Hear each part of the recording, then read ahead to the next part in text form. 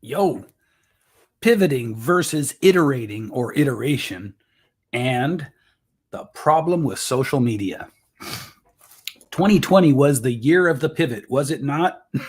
Man, I saw more pivoting in 2020 than a high school homecoming dance. It was crazy, myself included, really. There was so much ducking and dodging and turning and twisting and pivoting and changing direction and reinvention and all the rest of it. And man, oh man. And the funny thing is, people's pivots seem to directly correlate to the core personality of the person, or at least the core personality of the person as they show up on social media. Here's what I mean. Some of you are at best narcissistic and at worst complete sociopaths. Those of you that tend to fit that description, I saw your pivots go just random, right? Like last week you were a love and dating coach and now you're a self-defense and firearms expert. What the hell? And then I saw a lot of you pivot within your already established area of expertise. And that's the problem with social media. There's so many people out there that you can just reinvent yourself arbitrarily. So let me ask you this. Answer in the comments below. What's the funniest pivot you saw someone do in 2020? What's the funniest pivot you saw someone do in 2020?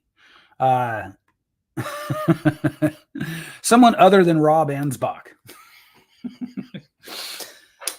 It was so crazy. Yeah, Rob was sarcastic as hell, but he never really pivoted from that. And here's the thing, right? I've always said that social media is an unparalleled opportunity for people. But the thing is that opportunity doesn't necessarily mean something good. It's not inherently a good or altruistic thing, right? Because it can be an opportunity to do bad. It can be an opportunity to be an asshole. You get what I'm saying? And so some of the pivots I saw really reflect the problem inherent in being able to reach a massive audience.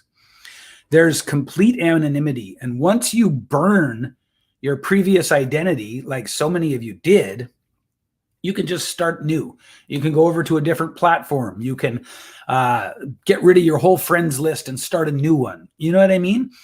And I've seen and watched in just shock and awe as some of you just did exactly this. Again, last week you were a love and dating coach, and this week you're a self-defense instructor. What's that all about? What's next? Exotic car hacks? Tell me. What lesson can we learn from this? Iterating is a really wonderful thing. And in some cases, pivoting is also very, very good.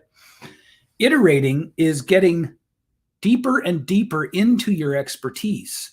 And from that ever sort of expanding depth of understanding, being able to show up with new ideas, new products, new services, new ways to help people. That's iterating. Like Coke making Coke Zero. Like it or hate it, you get the point, right? Coke making Diet Coke. That's iterating. That's getting deeper and deeper into what you do and realizing there are other things right there sort of corollary to it that you can also do. I myself am a huge iterator. And the downside of that is you have the opportunity, because of social media, to be completely fake. You may know someone, right? You can be completely just, you can show up on social media not in any way related to who you actually are. Hey, Dave, good to see you, brother. And I saw a lot of that in 2020. I saw a lot of that just arbitrary reinvention. So I guess my question to you is, what are you working on? Is it the same? How did 2020 change your business, your direction, your professional focus. And did you pivot? And if so, why and how? Or did you just iterate? Did you just go deeper into your expertise and find new ways to present it and offer it and look for new problems to solve? Because it's the looking for new problems to solve that is at the heart of being a real entrepreneur. I recently, over the last weekend, I discovered a really funny word, contrepreneur. I like that one, contrepreneur. It's a conjugation of con man and entrepreneur, contrepreneur. And yeah, so I guess if there's a moral to this rambling story of mine, kids, oh, yeah, Dave says he had to move from live fitness studios to online. That was a pivot. Now it's becoming inration. Dave, I don't know what inration means. I suspect it's a typo. I totally lost my train of thought. Damn you guys and your comments. Anyway, look, the moral to this story, if there is indeed a moral to this story, which I'm not sure at this point because I did lose my train of thought, is that damn it, Dave, you got me again. Okay, this is a rambling manifesto today. I totally lost my train of thought. Feel free to just have at me in the comments for this. So the problem with social media is the problem with you and me. You don't have to be genuine. You don't have to be real. You can always burn it all down and start from scratch. And that's also the opportunity in social media, except for the not having to be real part. But let's make this the moral of the story.